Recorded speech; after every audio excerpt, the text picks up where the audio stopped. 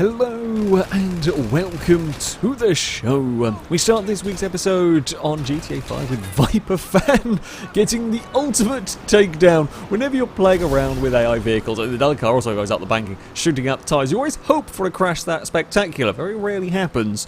So well done managing to get them fired so far off the course. Magnum up next on Horizon 4. Racing in a cross-country event, currently sat in a 4th position, with the AIs all ahead in the Forza Edition Titan. That, well, takes one particular corner and we have a triple synchronised rollover.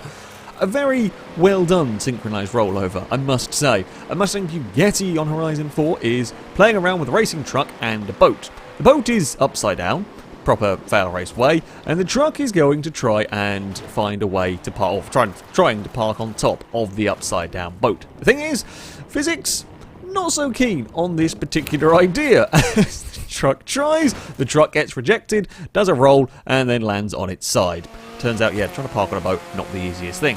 Let's go up next on Horizon 4. Now this was actually during a test run for the Carlton escape videos against the Sierras, as the police cars were scrambling around trying to find me. I think the chase might have started at this point, as the rest of them are trying to scramble towards where my Carlton is.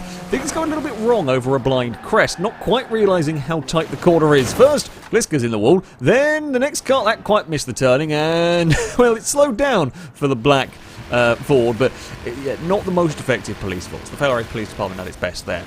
Jack Package on Horizon 4 is racing around the airfield cross-country circuit. Now this is a notoriously dangerous circuit. There's crossovers, there's jumps, and there's a couple of narrow points. Now the player's in the middle of a pack of Raptors is getting squeezed. Now there's nothing really the player can do here. The Raptors are squeezing the player's car that's fitting towards the gap. The grey one goes for a roll, and the other two are stuck either side.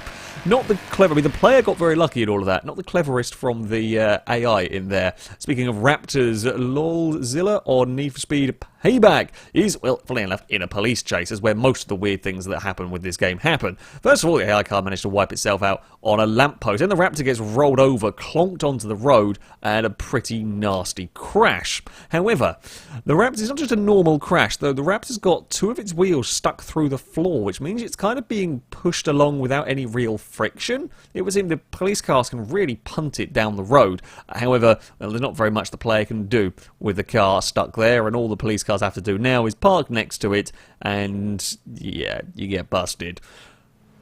Still, impressive nevertheless, although speaking of things going through the floor, Mini Dude up next on PUBG is driving across the desert, hits an invisible wall, and the truck is through the floor. Yes, apparently the truck didn't want to go through that particular part of the map, or keep going through that particular part of the map. So the best thing to do with the truck is to just drop through the floor. Now this could be a very useful skill if you could control it. You know, if you could time the exact moments to go through the floor, you could avoid all sorts of horrible combat situations. However, in this particular instance, it is neither controlled nor expected or helpful, as they do manage to somehow survive. They're now just minus a truck in the middle. Well, I say in the middle of nowhere, I guess they're kind of close to the circle, but still, not the most helpful. Buki up next on ASSetto Corsa, racing around the Nürburgring with the Escort Cosworth. Everything going fairly well. The curbs at the Nürburgring, though, are pretty nasty, as the Ford finds out it's a very big two-wheeled moment. Good catch. A good catch indeed. I mean, that was about on the limit, at the point of no return around there. Managed to get it back down in time with a little bit of a bump. But yeah, nicely done. Plastic Warrior up next on Need for Speed Most Wanted. Not quite as lucky, although still fairly lucky, driving the Lamborghini Murcielago. Now, there was a slow down time mechanic with this game, which they are using here to carry lots of speed through the corners. You go flat out of the corner, slow down time, make the corner, and then you kind of keep the momentum up. The thing is, if you get it slightly wrong, or the game gets it slightly wrong, you're then going 200 kilometers an hour around a turn, and well, sometimes you get grip roll.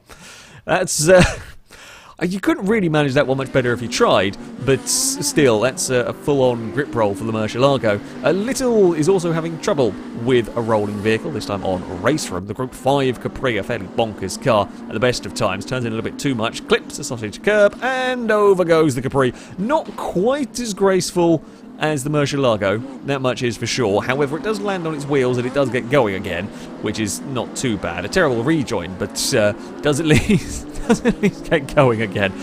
Yeah, curbs dangerous. I feel like I've said that quite a lot of times, but curbs Curbs are dangerous, most definitely. Just about everything's dangerous on Wreckfest, as Foxy Fire finds out here, is chasing down an AI-controlled Volvo as they head up towards a jump. Gives the Volvo a little tap that puts the nose of the Volvo into the floor and absolutely eviscerates it. And while the player is busy looking behind trying to see what on earth happened to the Volvo, trying to find where on earth the Volvo ended up. The player gets rear-ended by someone else, but yeah, it's a big crash for the Volvo as it pings the ground. I think the nose hits the floor, that slows it and slightly fires it up, and then the player car carrying momentum over the jump then hits it again, and that's what kind of just fires it at the scenery.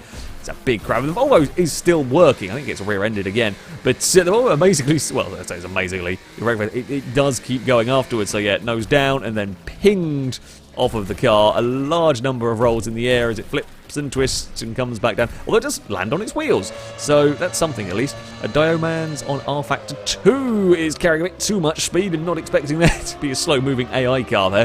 Gets his McLaren stuck on the back of it, but perhaps doesn't realise that the front wing is going to be quite important. Yes, losing the front wing there. Next corner, high speed over a curb, and then that's off to space we go with the McLaren. That's a very, very broken car, the wrong side of the barrier, and that's, yeah, out of the race.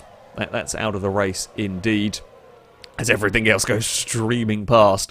Yeah, got to be careful with those front wings. And finally, Jay Duckers on Far Cry 5 is trying to load up a car on the back of a flatbed truck. Very sensible, so you would think. Turns out the truck is haunted and incapable of being used for its intended purpose. It's not quite fallen over, it's not quite the Failrace recovery service, but it's quite bloody close to it. It does kind of get caught on a lamppost or a power line or something. Tries to get into the truck and ends up injuring him. And the truck's gone. I think that is a lost car. That's a lost cause indeed. That, though, shall be it for this episode. As ever, if you have clips you'd like to submit to this series, you can via our forums. There'll be a link in the description. At the very top of the page is the Failrace clip submission section, and in there you can find all of the rules and how to submit them. However, that's going to be it from me. Thank you very much for watching, and until next time, a goodbye.